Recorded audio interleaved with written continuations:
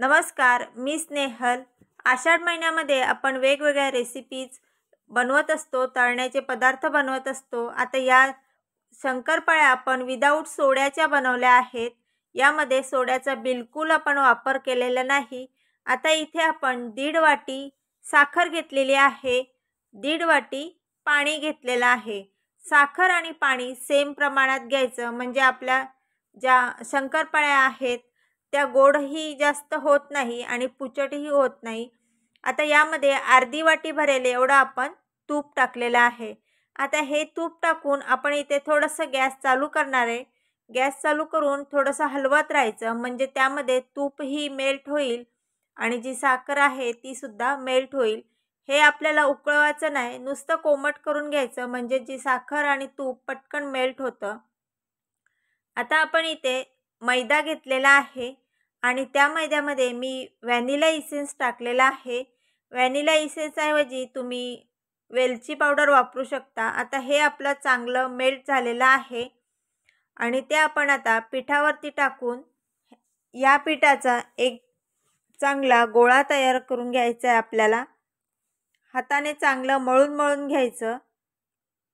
जेवढं तुम्ही हे मळाल तेवढा तुमचं शंकरपाळी खुसखुशीत होते।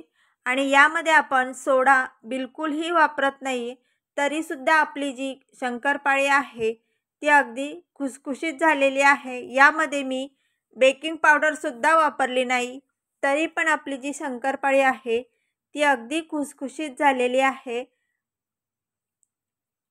आता अशा प्रकारे आपण याचा एक मस्त गोळा तयार करून घेतलाय।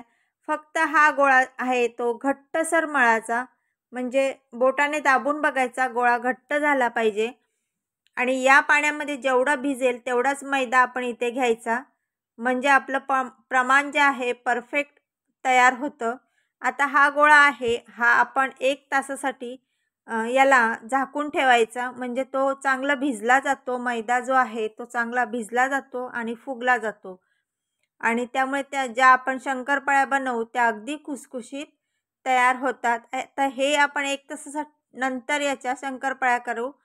आता हे बघा, आपलं जे पीठ आहे ते मस्त असं मुरलेलं आहे।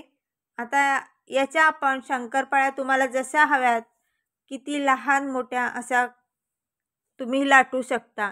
आणि हे लाटताना आपण इथे पिठाचा बिलकुल वापर केला नाही, यामध्ये आपण तूप टाकलेलं असल्यामुळे जेव्हा आपण हा गोळा लाटतो तेव्हा आपल्याला इथे काहीच पीठ घ्यावं लागत नाही। सहज हा गोळा लाटला जातो आणि पीठ न घेता लाटल्यामुळे आपली शंकरपाळी आणखी चांगली होते। जर पीठ घेतलं तर शंकरपाळी जेव्हा आपण तळतो तेव्हा ती लगेच लाल होते। आता याचे आपण चौकोनी काप करून घ्यायचेत। आणि ही रेसिपी तुम्हाला कशी वाटली हे मला नक्की कमेंट करून सांगायला विसरू नका। व्हिडिओला लाईक सुद्धा करायला विसरू नका। आता याचे आपण चौकोनी काप असे करून घ्यायचे आणि जेव्हा आपण शंकरपाळी तळतो तेव्हा त्यामध्ये थोडंसं मीठ टाकायचं तेलामध्ये, म्हणजे जो आपण पदार्थ बनवतो तो अगदी छान होतो चवीला। तुम्हाला एक उचलून दाखवते केवढ्या साईजची शंकरपाळी करायची ते। एवढ्या साईजच्या जाडीच्या ह्या शंकरपाळ्या आपण ठेवलेल्या आहेत। अशा प्रकारे आपण इथे या सगळे शंकरपाळ्या आधी लाटून घेतलेल्या आहेत आणि मग आपण त्या तळून घ्यायच्यात। आता तळताना आपण इथे तेलाचा वापर केलेला आहे आणि जो गॅस आहे आपला हा मीडियम आपण ठेवायचा। अगदी हाय फ्लेमवर जर तुम्ही तळाल शंकरपाळी तर ती बाहेरनंच लाल होते आणि आतमध्ये कच्ची राहते। त्यामुळे जेव्हा शंकरपाळी आपण तळतो तेव्हा ती मीडियम गॅसवर तळायची, म्हणजे तळायला थोडा वेळ लागतो, पण ही शंकरपाळी आतून सुद्धा शिजली जाते आणि अगदी खुसखुशीत अशी शंकरपाळी आपली तयार होते। एक शंकरपाळी मी तुम्हाला तोडून सुद्धा दाखवते, किती खुसखुशीत झालेली आहे ती। तर अशा प्रकारे आपण इथे मस्त अशी शंकरपाळी तयार केलेली आहे। थँक्यू।